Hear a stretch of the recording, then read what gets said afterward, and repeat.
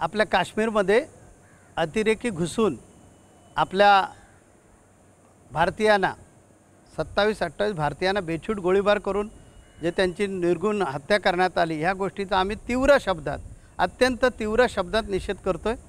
आणि माननीय पंतप्रधानांनी भारत सरकारला अखिल हिंदू धर्मीय वंच्या वतीनं आम्ही मागणी करतोय की ह्यांना शोधून ठोका। आता पुष्कळ झाला, त्यांचं भरपूर झाला। आता तुम्ही एअर स्ट्राईक करून झालात, सर्जिकल स्ट्राईक करून झालात आणि तुम्ही दाखवलंत की आम्ही हिंदू जे आहोत, की आम्ही भारतीय जे लोक आहोत ते पूर्वीचा भारत देश राहिला नाही, हे दाखवूनसुद्धा आमच्या नाकावर ठिचवण्यासाठी ते आमच्या देशामध्ये येऊन हे जे काही गुन्हे करतात आणि हे काही अपराध करतात, तर ह्यांना आता कडक म्हणजे कठोरातली कठीण शिक्षा करणं अत्यंत आवश्यक होऊन बसलेलं आहे।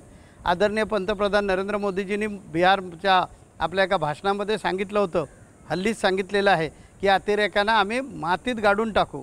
आणि तो शब्द आपला त्यांनी आता खरं करून दाखवला पाहिजे, कारण ही वेळ आलेली आहे आणि ह्या अतिरेक्यांबद्दल संताप तमाम हिंदू बांधवांच्या मनामध्ये निर्माण झालेला आहे। कारण अतिरेक्यांना जात नसतो, अतिरेक्यांना धर्म नाही असं म्हटलं जातं। मग अतिरेक्यांना जात नाही, धर्म नाही, तर त्या ज्यांच्यावर गोळीबार केला त्यांना धर्म विचारून त्यांच्याकडे त्यांना गोळीबार करणं हे कितपत योग्य आहे? म्हणजे हा धर्मांधपणा आहे आणि हा धर्मांधपणा संपवला पाहिजे। सनातन सात्विक आहे पर कायर नाही। ही वेळ आता येऊन टिपलेली आणि ती वेळ आदरणीय पंतप्रधान नरेंद्र मोदीजी आणि भारत सरकारने करून दाखवावी अशी सगळ्या हिंदू बांधवांची मागणी आहे आणि ते करून दाखवतील अशी अपेक्षा ठेवूया।